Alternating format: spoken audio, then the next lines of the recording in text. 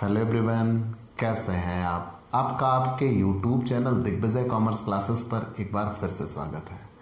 हम आपके लिए अपने इस YouTube channel Digvijay commerce classes पर बीकॉम के सिलेबस के कंपलसरी सब्जेक्ट बिजनेस एनवायरनमेंट की पूरी एक सीरीज लेके आ रहे हैं, जिसमें आपको एक तरफ से हर एक कॉन्सेप्ट क्लियरली एक्सप्लेन किया जाएगा। आप हमसे जुड़कर अपने कॉमर्स की पढ़ाई एक प्रॉपर वे में पूरी कर सकते हैं। जैसी पढ़ाई आप पाना चाहते हैं, यहाँ बिल्कुल वैसी ही पढ़ाई आपको अवेलेबल कराई जाती है। हम आपकी ज़रूरतों का विशेष ख्याल रखते हैं। हमें ये पता है कि आपके लिए वो क्लासरूम पढ़ाई या ऑफलाइन पढ़ाई सबसे सुपर क्यों हुआ करती थी, क्योंकि आप उसमें रेगुलर क्लासेस पाते थे, आपकी वो क्वेश्चन पूछने की आज़ादी हुआ करती थी। आपने उस पढ़ाई को पाने के लिए बहुत सा पैसा, बहुत सा समय, बहुत सारा श्रम खर्च किया। अब वही पढ़ाई सीधे मैं आपके अपने घर, आपके अपने मोबाइल पर लेके आ रहा हूँ। तो देर किस बात की? अगर अपनी मनपसंद पढ़ाई पाना चाहते हैं, कॉमर्स के हर एक कॉन्सेप्ट, हर एक सब्जेक्ट, हर एक टॉपिक की बेहतर से बेहतर तैयारी करना चाहते हैं, तो दिग्विजय कॉमर्स क्लासेस आपके साथ है। प्यारे दोस्तों, अगर आप हमसे नए जुड़ रहे हैं तो सबसे पहले हमारे इस YouTube channel Digvijay commerce classes को सब्सक्राइब करिए, शेयर करिए, बेल आइकन दबाइए, ताकि आपको हमारे लेटेस्ट वीडियोस के अपडेट मिल सकें। आप हमसे पेड क्लास भी ले सकते हैं। पेड क्लास पाने के लिए आप हमारे व्हाट्सएप नंबर पर व्हाट्सएप करिए, मैसेज करिए, आपको पेड क्लास की पूरी जानकारी दे दी जाएगी, जिसमें आप बहुत थोड़े से शुल्क का भुगतान करके हमसे एक रेगुलर क्लास पाते हैं। PDF मिलेगा, डाउट सेशन रखा जाएगा, क्वेश्चन पेपर सॉल्व कराए जाएंगे। तो ये सब कुछ पाने के लिए आप हमसे पेड क्लास ले सकते हैं। प्यारे दोस्तों, हम आज आपके लिए बिजनेस एनवायरनमेंट, व्यावसायिक पर्यावरण के सबसे महत्वपूर्ण लेसन में से एक बैलेंस ऑफ पेमेंट, भुगतान संतुलन की एक पूरी क्लास लेके आ रहा हूँ। आपको मैं इसमें वो सारे कॉन्सेप्ट क्लियर कराऊंगा। देखिएगा, दो बातें होती हैं बच्चों। किसी क्लास को अगर आप पढ़ते हैं तो दो बातें होती हैं। एक तो सबसे पहली चीज़ होती है कॉन्सेप्ट समझना, और दूसरी चीज़ होती है उससे संबंधित आंकड़े। तो आंकड़े तो आपको किताबों में दिए गए हैं, कॉन्सेप्ट मैं आपको क्लियर करा सकता हूँ।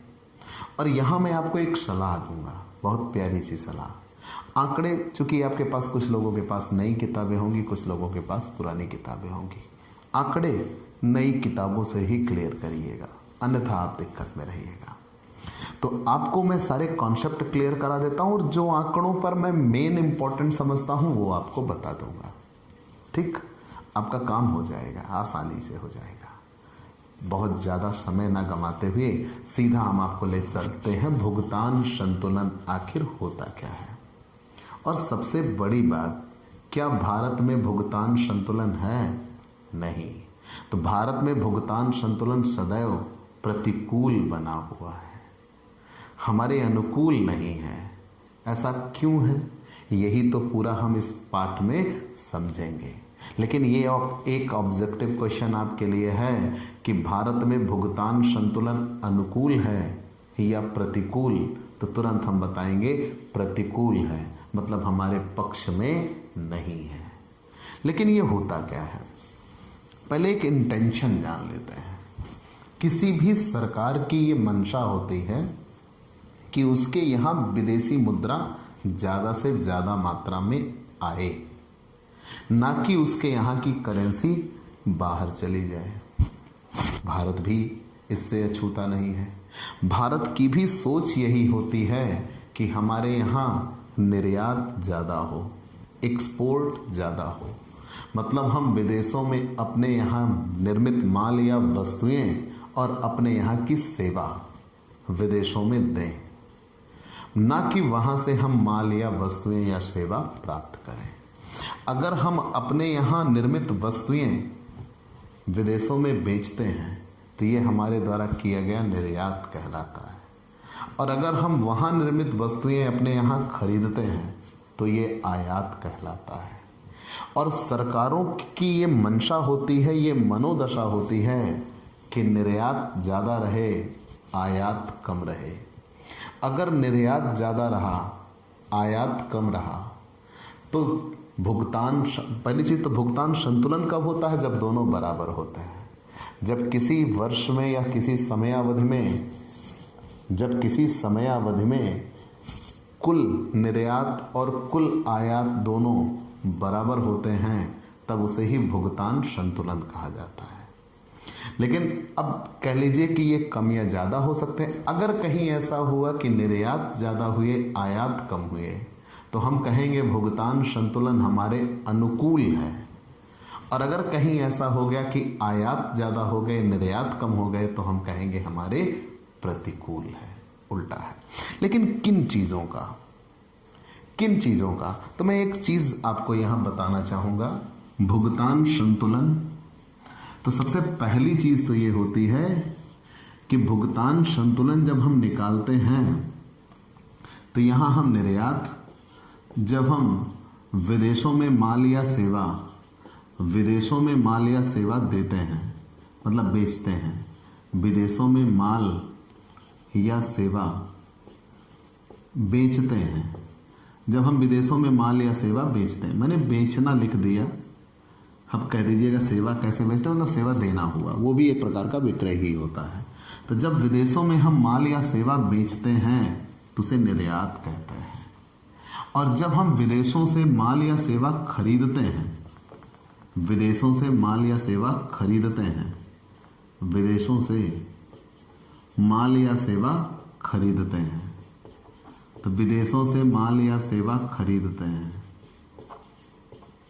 ठीक। जब विदेशों से हम माल या सेवा खरीदते हैं तो उसे आयात कहते हैं, याद रखिएगा। तो जब हमने विदेशों से माल या सेवा खरीदा तो वो आयात कहलाता है, और जब विदेशों में हमने माल या सेवा बेचा तो वो निर्यात कहलाता है, ठीक। विदेशों में माल या सेवा बेचते हैं तो निर्यात है, और विदेशों से माल या सेवा खरीदते हैं तो आयात है।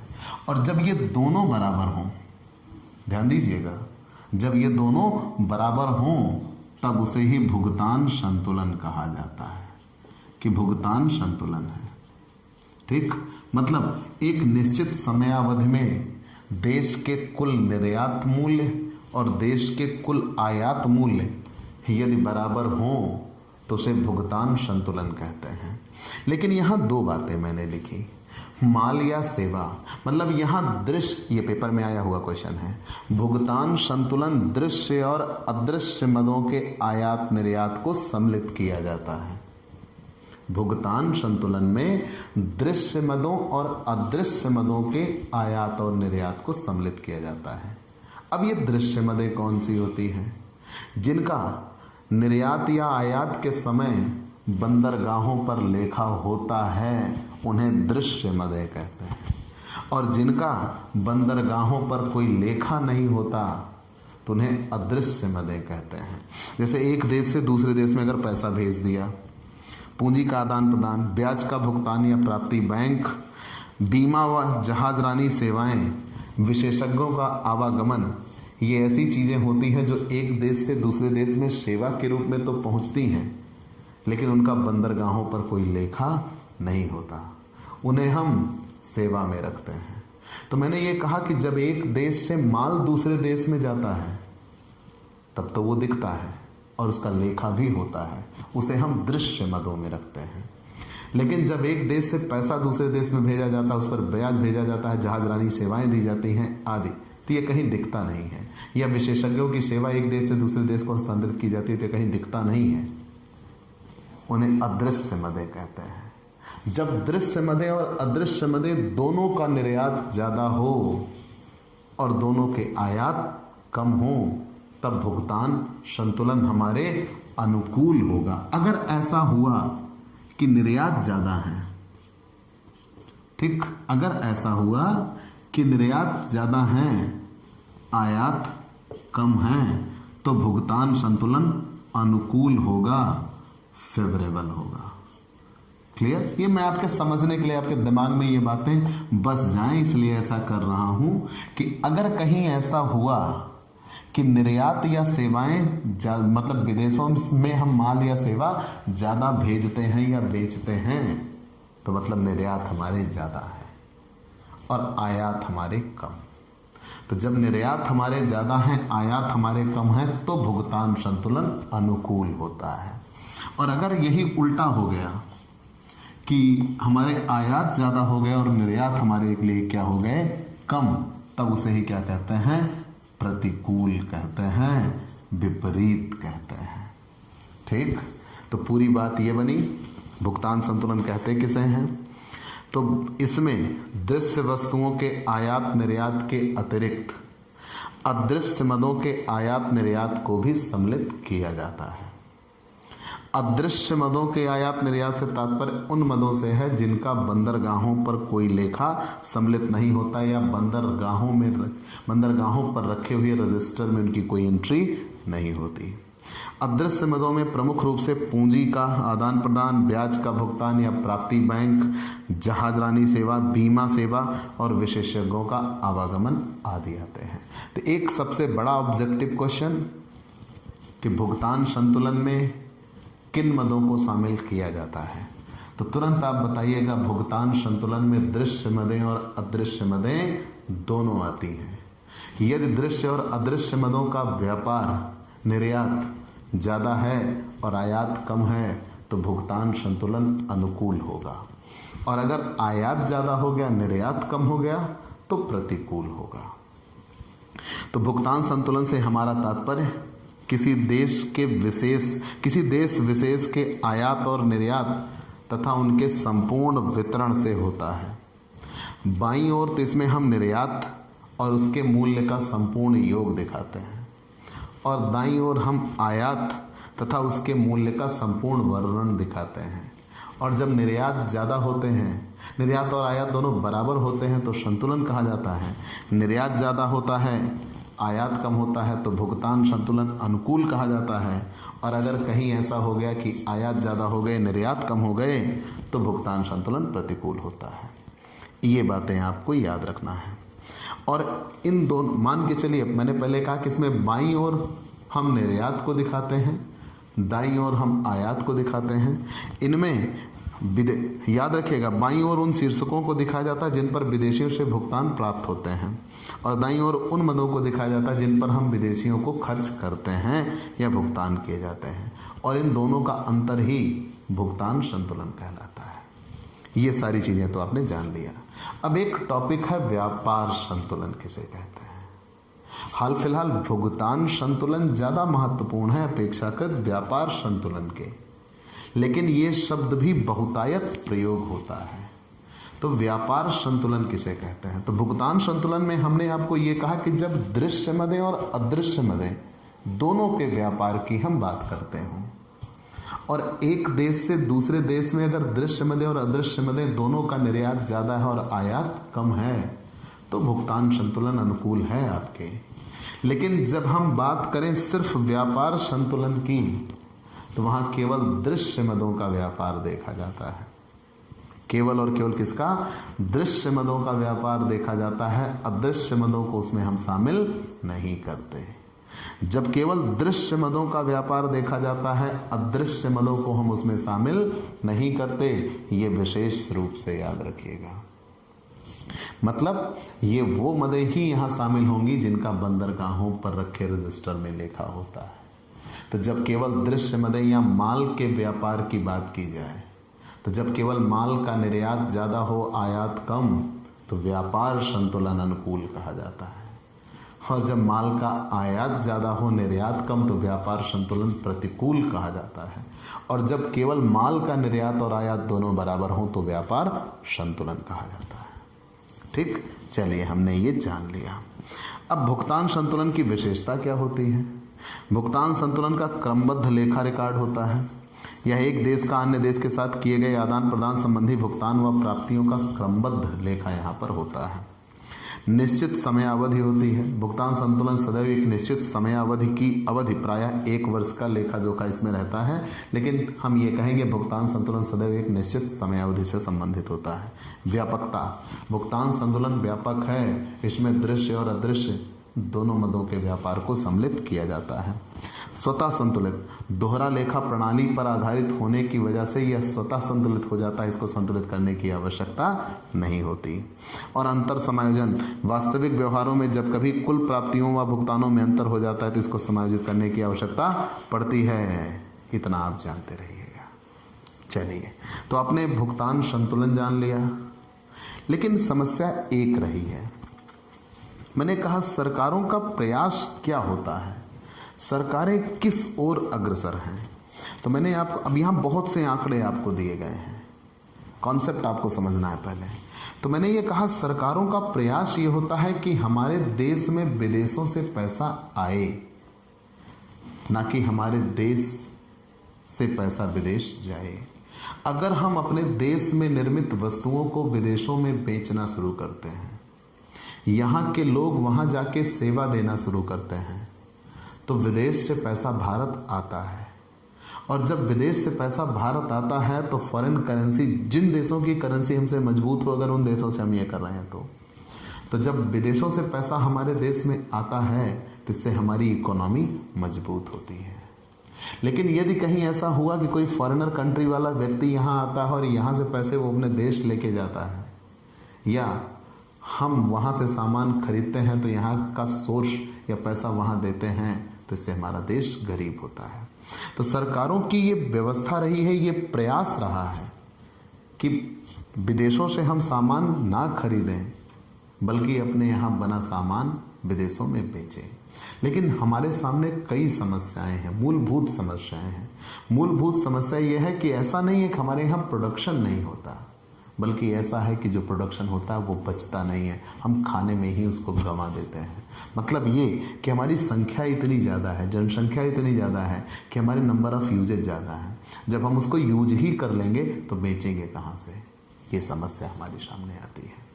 दूसरी चीज़ यह है कि हम कृषि बेस प्रोडक्ट पे आधारित हैं, कृषि पर आधारित हैं, मशीनरी गुड्स पे हम उतने आधारित नहीं हैं। ये समस्याएं रही हैं। लेकिन फिर भी सरकारों ने ये प्रयास किया कि भुगतान संतुलन हो, लेकिन भारत ना चाहते हुए भी भुगतान संतुलन को अनुकूल नहीं बना पा रहा है, ये निरंतर प्रतिकूल बना रहा है। तो इसके प्रतिकूल बने रहने के कारण क्या हैं? मतलब भारत से पैसा विदेशों में ज़्यादा जाता है लेकिन वहाँ से आता कम है। ऐसा क्यों, कारण क्या रहा है? तो हमें ये जानना है कि भारत में भुगतान संतुलन प्रतिकूल होने के कारण। तो पहला कारण है तो पेट्रोल की कीमतों में वृद्धि। भारत में ये तेल, पेट्रोल, डीजल आदि मिलते नहीं हैं। भारत को इनको चाहते हुए भी ना चाहते हुए भी विदेशों से ही खरीदना है। और दूसरी चीज़ ये है कि हम एक बहुत तेज़ी से बढ़ती हुई अर्थव्यवस्था है, तो हमें इनकी बहुत ज़्यादा ज़रूरत पड़ती है और हम बड़े पैमाने पर इनके आयात कर रहे हैं, तो हमारे देश की करेंसी विदेश चली जाती है। दूसरी बात, 1991 के आसपास भारत का विदेशी मुद्रा भंडार बिल्कुल ज़ीरो हो चुका था, बहुत कम 2800 कुछ करोड़ ही रुपए हमारे पास विदेशी मुद्रा भंडार में बचे थे। तब उस समय उदारीकरण की नीति आई, नई औद्योगिक नीति आई और उसी के साथ साथ वहाँ एक ही महीने में 3 बार अवमूल्यन भी किया। इन सारी परिस्थितियों के मद्देनज़र विदेशी मुद्रा भंडार, विदेशी पर्यटकों को हमारी ओर आकर्षित किया गया और उस समय भारत ने ट्रकों में भरकर सोना गिरवी रखा था। ये उस समय की बात है, तो याद रखिएगा। तो विदेशी ऋण भारत ने लिया और जो विदेशी ऋण भारत ने लिए हैं, विदेशी ऋणों पर ब्याज का भुगतान भारत करता है, तो भारत देश की करेंसी विदेश चली जाती है, इससे भारत को नुकसान उठाना पड़ता है। आयात उदारीकरण हुआ है, हमें विदेशों से सामान खरीदना है, बहुत आसान सी शर्तों पर हम विदेशों से सामान खरीद लेते हैं। सरकार को ये चाहिए कि आयात को थोड़े से कठोर बनाए जाए।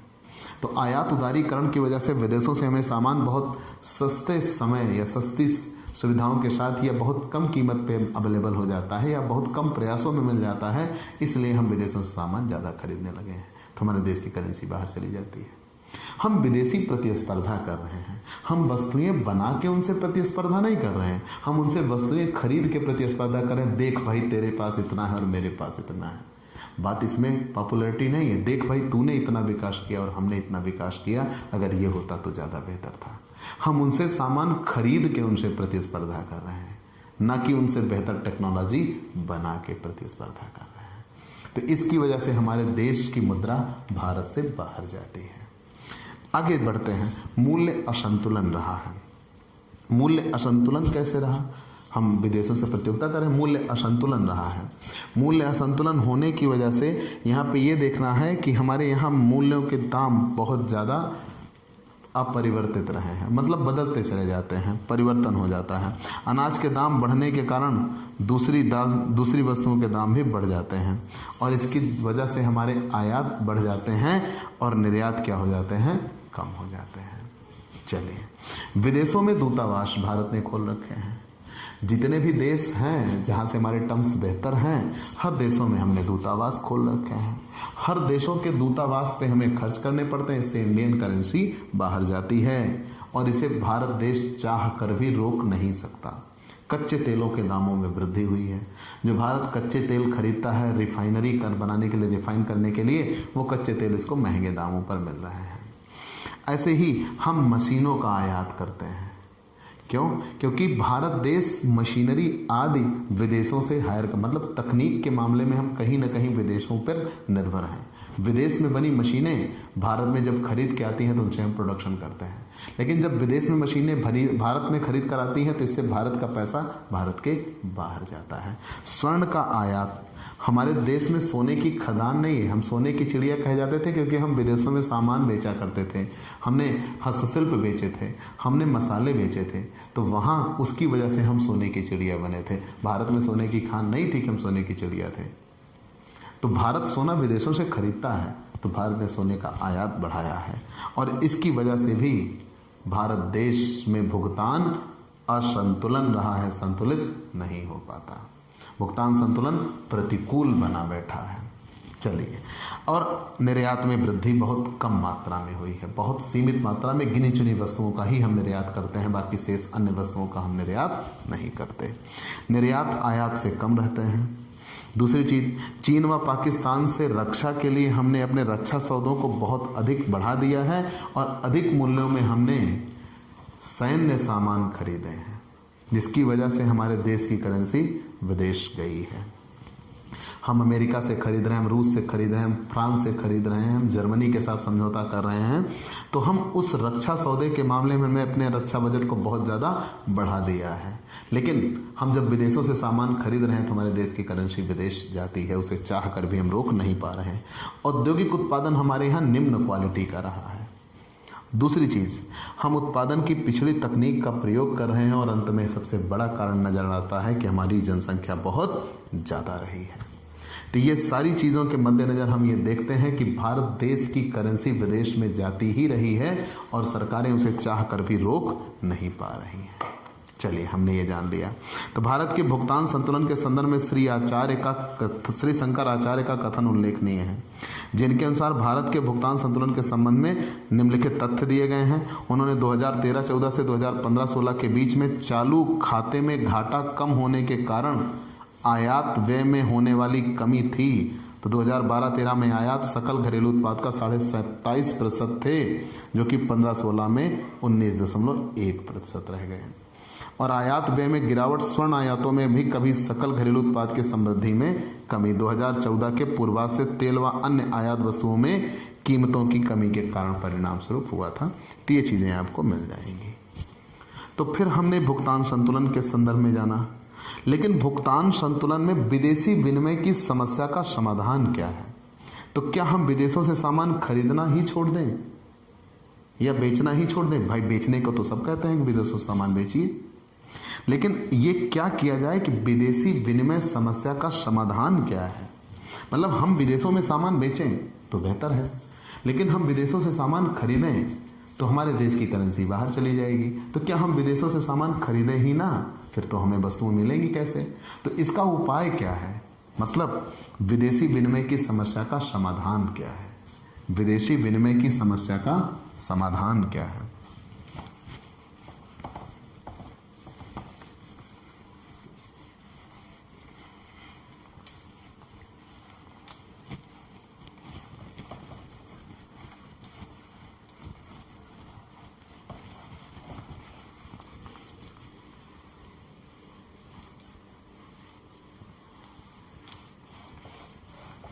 विदेशी विनिमय की समस्या का समाधान।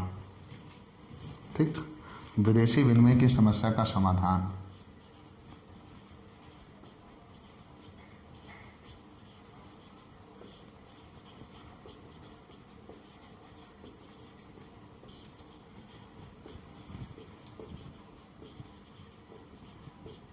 विदेशी विनिमय की समस्या का समाधान।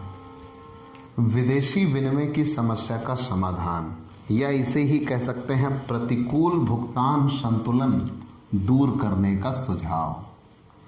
प्रतिकूल भुगतान संतुलन दूर करने का सुझाव।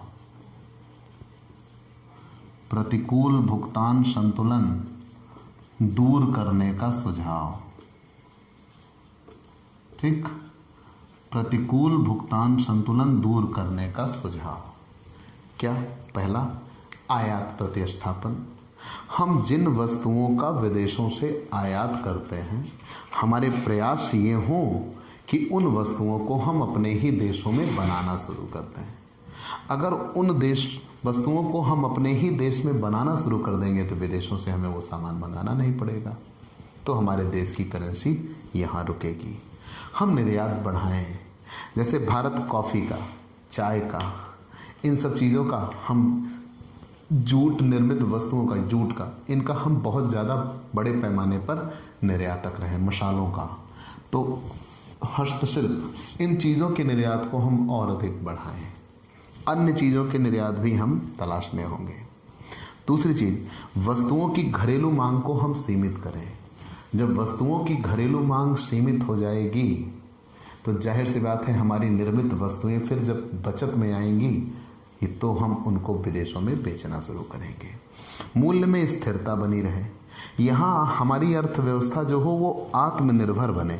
जब अर्थव्यवस्था आत्मनिर्भर बनेगी तो विदेशों से हमें सहायता नहीं लेनी पड़ेगी, और जब विदेशों से हमें सहायता नहीं लेनी पड़ेगी तो हमारा लोन या ब्याज घटेगा, और तब हमारे पैसे भारत से बाहर नहीं जाएंगे।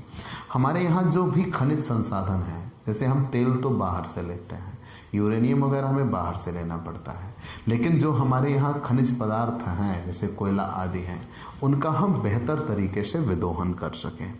भारतीय मुद्रा का अवमूल्यन कई बार हुआ, 3 बार हुआ है। तीसरी बार जब हुआ तो उसमें अकेले 3 बार हुआ, तो अवमूल्यन भी कहीं न कहीं एक कारण बना रहा, और अवमूल्यन के जरिए भी इसको प्रतिकूल से अनुकूल बनाया जा सकता है। यह भी एक कारण है जिससे कि विदेशी लोग हमारी ओर आकर्षित होते हैं। कीमतों में कमी है। हम कुछ ऐसी चीज़ें करें, जैसे मैंने कहा था स्टैचू ऑफ यूनिटी, जो सरदार वल्लभ भाई पटेल की प्रतिमा बनाई गई, तो वो प्रतिमा का जब अनावरण हुआ तो मैंने बहुत प्रशंसा की। मैंने कहा ये एक सराहनीय कदम है, इससे टूरिज्म बढ़ेगा, और टूरिज्म बढ़ने से क्या होगा, विदेशी पर्यटक हमारे यहाँ आएंगे तो विदेशी करेंसी हमारे यहाँ आएगी। तो ऐसे ही लक्षित पहल होनी चाहिए, मतलब हम कुछ ऐसा करें, टारगेटेड पहलू हों जो पहले से ही हमारे यहाँ बने और उन पर हम कार्य करें। सोने का विक्रय होना चाहिए। भारत देश में जो भी स्वर्ण भंडार रखा हुआ है उसका विक्रय होना चाहिए। सदियों तक सोने का एक तरफा प्रवाह होने के कारण भारत में सोने का बहुत बड़ा भंडार इकट्ठा हो गया है। वर्ल्ड गोल्ड काउंसिल के मुताबिक 11 लाख करोड़ डॉलर का 20,000 टन से ज़्यादा सोना, भारत के सकल घरेलू उत्पाद के आधे के बराबर सोना हमारे यहाँ इकट्ठा हो गया है। इनको हम बेच के पैसा कमा सकते हैं। दूसरी चीज, मई 2013 में तिरुपति मंदिरों ने सोना देना शुरू किया सरकार को। 2250 किलो सोना भारतीय स्टेट बैंक में जमा करके शुरुआत की है, और यदि अन्य प्रमुख मंदिर भी ऐसा करते हैं तो जल्दी ही घरेलू बाजार में सोने की बाढ़ आ जाएगी और आयात रुक जाएगा, और दुनिया में सोने के भाव एकदम से गिर जाएंगे और रुपया फिर मजबूत हो जाएगा। अगर ऐसा हो सके तो तिरुपति बालाजी मंदिर ने यह शुरुआत की। अब ऐसे ही अन्य उपाय भी करने होंगे। सरकारों ने ये उपाय किए। कच्चे तेल का उपभोग कम करें, सोने का कम उपयोग करें, ये सारी चीज़ें तो हमारे अपने नियंत्रण में होती है। सरकारों ने क्या कदम उठाए, हम इसकी बात कर लेते हैं। सरकार के द्वारा उठाए गए कदम क्या हैं? तो पहला, निर्यात प्रोत्साहन किया गया और आयात प्रतिस्थापन के लिए सरकारों ने कदम उठाया। सरकार ये कहती है कि आप निर्यात करिए, विदेशों में सामान बेचिए, हम आपको तरह तरह की सहायता देंगे। और आयात जिन वस्तुओं का होता है, अगर उन वस्तुओं को आप देश में ही निर्मित करना चाहते हो तो सरकार ने आपको कई उपाय भी बताए। दूसरा, विदेशी निवेश को उदारीकरण किया गया, विदेशों में आप निवेश करिए ताकि वहां से आप पैसा भारत लेके आएंगे। चालू खाते में, यहां से ऑब्जेक्टिव क्वेश्चन बनेगा, चालू खाते में रुपए को परिवर्तनीय बना दिया गया। याद रखिएगा, अभी दो खाते हम बताएंगे भुगतान संतुलन से, दो खाते, चालू खाते और पूंजी खाते। तो चालू खाते में रुपए को पूर्ण परिवर्तनीय करना, डेट याद रखिएगा कब से, 20 अगस्त 1994 से रुपए को चालू खाते में पूर्ण परिवर्तनीय बना दिया गया। 20 अगस्त 1994 से रुपए को चालू खाते में पूर्ण परिवर्तनीय बना दिया गया, जिससे आयात व निर्यात के लिए दोहरी विनिमय दर प्रणाली को समाप्त करके खुले बाजार पर आधारित एकीकृत विनिमय दर की प्रणाली को देश में लागू किया गया है। आधारित एकीकृत विनिमय दर प्रणाली 20 अगस्त 1994 से लागू हुई है और रुपए को पूर्ण परिवर्तनीय बना दिया गया चालू खाते में। 1994 के बजट में वित्त मंत्री ने पूंजी खाते में रुपए को पूर्ण परिवर्तनीय बनाने की घोषणा की थी, किंतु ये अभी तक परिवर्तनीय नहीं बनाया जा सका, जिसके संदर्भ में तारापोर समिति आई और भारतीय रिजर्व बैंक ने 28 फरवरी 1997 को आरबीआई के पूर्व डिप्टी गवर्नर एस तारापोर की अध्यक्षता में 5 सदस्यीय समिति का गठन किया गया और उसमें ये कहा गया कि भारतीय रुपए को पूर्ण परिवर्तनीय बना दिया जाए और 1997 में अपनी रिपोर्ट प्रस्तुत की और 1999 से 2000 तक 3 चरणों में रुपए को पूंजी खाते में पूर्ण परिवर्तनीय बनाने की सिफारिश की थी। चालू खाते में तो पूर्ण परिवर्तनीय बना दिया गया 1994 में और पूंजी खाते में पूर्ण परिवर्तनीय बनाने के लिए कहा गया, लेकिन अभी तक ऐसा हुआ नहीं। और तारापोर समिति ने कहा है 28 फरवरी 1997 में, और उन्होंने ये कहा था कि 2000 तक आप पूर्ण परिवर्तनीय इसको बना दीजिए। आयात शुल्क बढ़ा दिए गए। रक्षा क्षेत्रों में 26% से लेकर 49% तक एफडीआई के हर प्रस्ताव को सुरक्षा मामलों में मंजूरी दी गई। उच्च ब्याज दर बना दिए गए। एकल खिड़की रखी गई। एकल खिड़की में क्या था? राष्ट्रीय निवेश तथा विनिर्माण क्षेत्रों की संपूर्ण भारत में स्थापना हो रही है और इस निवेश के संदर्भ में ही भारत में एकल खिड़की का अनुमोदन यांत्रिकी किया गया। खैर, आप ये चीज़ें जानिए कि सरकारों ने क्या प्रयास किए, किन प्रयासों की वजह से ये चीज़ें रुक सकती हैं। तो आपको यही सब कॉन्सेप्ट यहाँ सोचना है।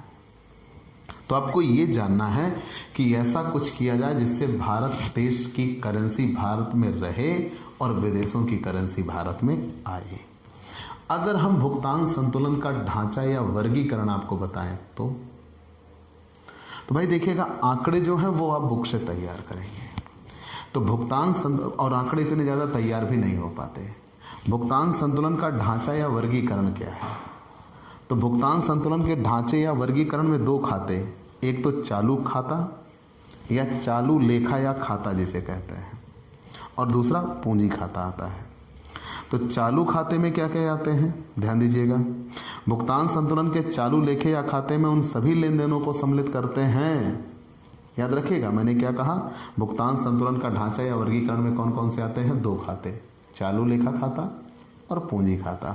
तो चालू खातों में उनको सम्मिलित किया जाता है जो अल्पकालीन वास्तविक लेन देनों का लेखा होता है।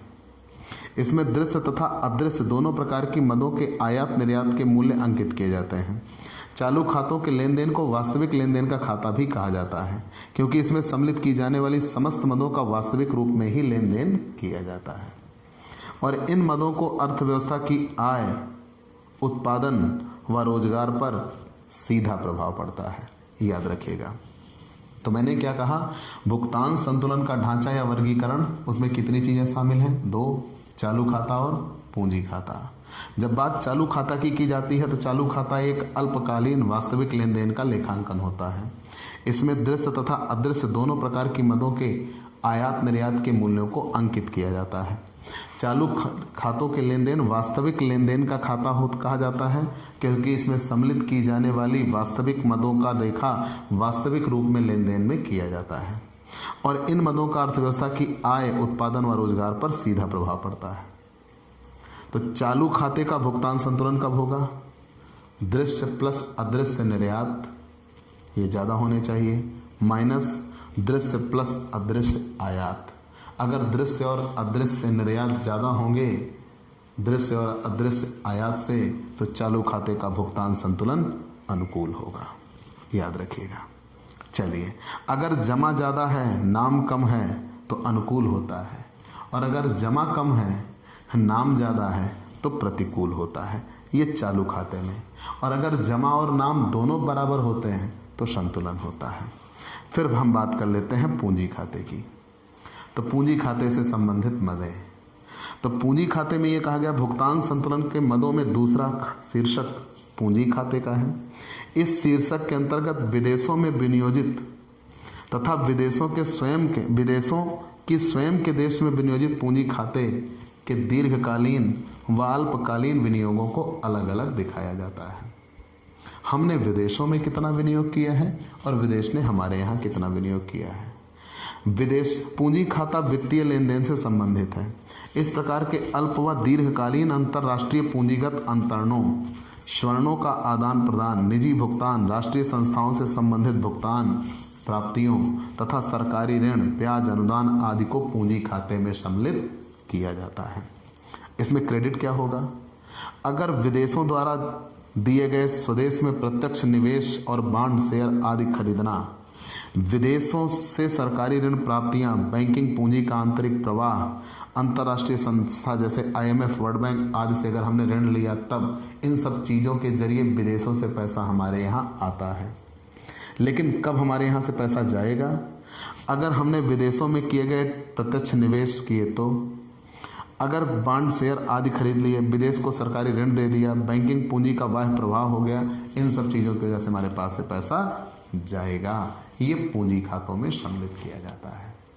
तो यही मेन टॉपिक थे। बाकी इसमें आंकड़ों से संबंधित सूचनाएं दी गई हैं कि कब भुगतान संतुलन रहा है और कब भुगतान असंतुलन रहा है। तो याद रखिएगा, सबसे बड़ी चीज़ पंचवर्षीय योजनाओं के माध्यम से बताया गया है।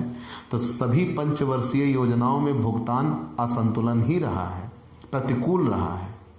केवल 2 पंचवर्षीय योजना ऐसी थी, चौथी और 5वीं पंचवर्षीय योजना ऐसी थी जिसमें भुगतान संतुलन अनुकूल दिखाया गया है। बाकी किसी भी पंचवर्षीय योजना में भुगतान संतुलन हमारे यहाँ अनुकूल नहीं था, केवल और केवल प्रतिकूल था। ठीक, तो भुगतान संतुलन में किनको किनको शामिल किया जाता है? दृश्य मदें और अदृश्य मदें दोनों के व्यापार को शामिल किया जाता है। और व्यापार संतुलन में केवल किसको शामिल किया जाता है? दृश्य मदों के व्यापार को शामिल किया जाता है, अदृश्य मदों के व्यापार को शामिल नहीं किया जाता। तो भुगतान संतुलन के संदर्भ में आप इतनी ही चीजें जानेंगे। देश का प्रयास क्या होता है कि भुगतान संतुलन अनुकूल हो, जबकि भारत में भुगतान संतुलन क्या बना हुआ है? प्रतिकूल बना हुआ है। तो आपको ये क्लास कैसी लगी हमें ज़रूर बताइएगा। आपके लाइक और कमेंट का इंतज़ार रहेगा। आप हमसे पेड क्लास भी ले सकते हैं। पेड क्लास पाने के लिए आप हमारे व्हाट्सएप नंबर पर व्हाट्सएप करिए, मैसेज करिए, आपको पेड क्लास की पूरी जानकारी दे दी जाएगी, जिसमें आप बहुत थोड़े से शुल्क का भुगतान करके हमसे एक रेगुलर क्लास पाते हैं। PDF मिलेगा, डाउट सेशन रखा जाएगा, क्वेश्चन पेपर सॉल्व कराए जाएंगे। तो ये सब कुछ पाने के लिए आप हमसे पेड क्लास ले सकते हैं। और स्पेशली अगर आप हमसे नए जुड़े हैं तो सबसे पहले हमारे इस YouTube channel Digvijay commerce classes को सब्सक्राइब करिए, शेयर करिए, बेल आइकन दबाइए, ताकि आपको हमारे लेटेस्ट वीडियोज़ के अपडेट मिल सकें। तो आज की क्लास में इतना ही। अगले दिन नए टॉपिक के साथ फिर से मुलाकात होगी। चलते हैं दोस्तों, बाय बाय दोस्तों।